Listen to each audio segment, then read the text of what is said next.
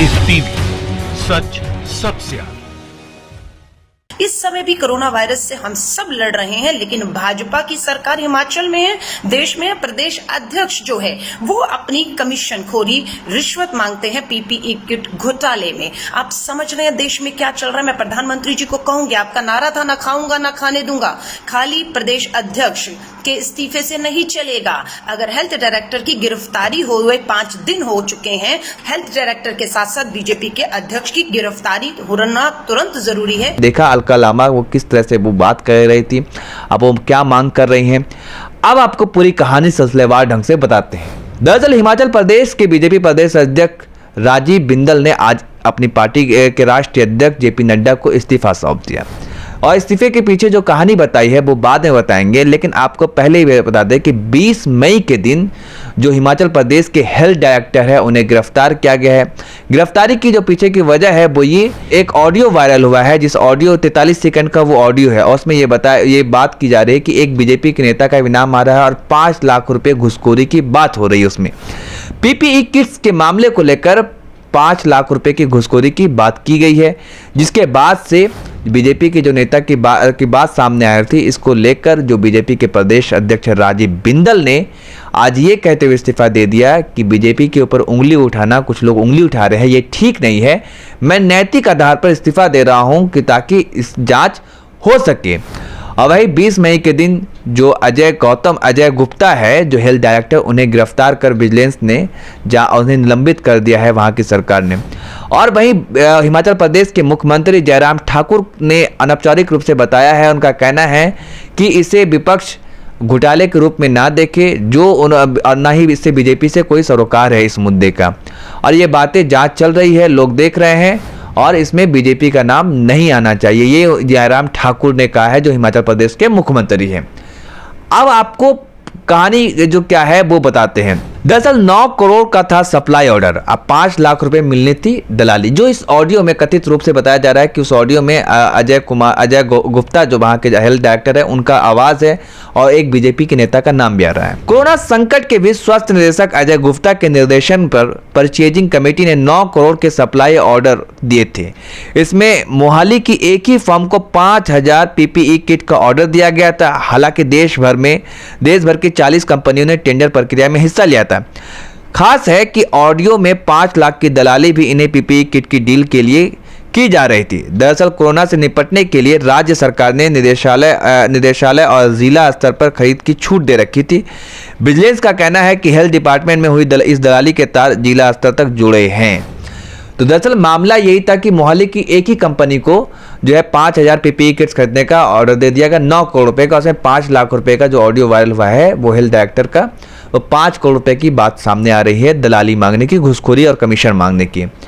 और इस पर आप कांग्रेस आरोप लगा रही है। कांग्रेस का कहना है कि आप स्वतंत्र होकर, और हाईकोर्ट के जो मुख्य न्यायाधीश है, हाईकोर्ट के जो जज है, वो इस पर जांच करे, इस पर कार्रवाई करे। ये कांग्रेस कमेटी की तरफ से कहा गया है।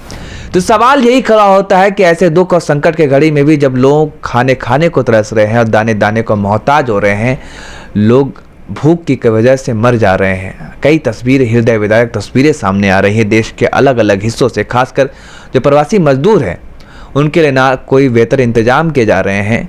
और ऐसे मुश्किल वक्त में भी जब डॉक्टर पीपीई किट्स की कमी से हम देख रहे हैं कि पूरी देश के अलग अलग हिस्सों में कई मेडिकल अस्पताल, मैंने गुजरात तक का दिखाया था कि गुजरात के अहमदाबाद के जो एक बड़े अस्पताल है सरदार वल्लभ भाई पटेल अस्पताल, वहाँ के डॉक्टर्स ने भी ये कमी की पीपीई किट्स को लेकर मांग करते हुए कहा था कि हम जान पर खेल कर लोगों की इलाज कर रहे हैं, कई डॉक्टर संक्रमित हो चुके हैं, आप पीपीई किट्स मुझे मुहैया नहीं करा पा रहे हैं। जिसकी वजह से वहाँ पे डॉक्टर्स ने वहाँ पर आंदोलन किया था और हड़ताल किया था। तो वहीं एक तरफ ऐसे वक्त में भी जब लोगों पर दुख और संकट मंडरा रहा है और लोग जान बचाने के लिए किसी तरीके से भी क्या उपाय ढूंढ रहे हैं, और 2 महीने से पूरी दुनिया बंद है, तो ऐसे लोग इस समय भी क्या दलाली कर रहे हैं सोचिए। वो समझ से परे है। और अब नाम भारतीय जनता पार्टी के एक नेता का नाम आया, जिसमें नाम जो वहाँ के प्रदेश अध्यक्ष को इस्तीफा देना पड़ा, और इस्तीफा सौंप भी लिया है जेपी नड्डा ने।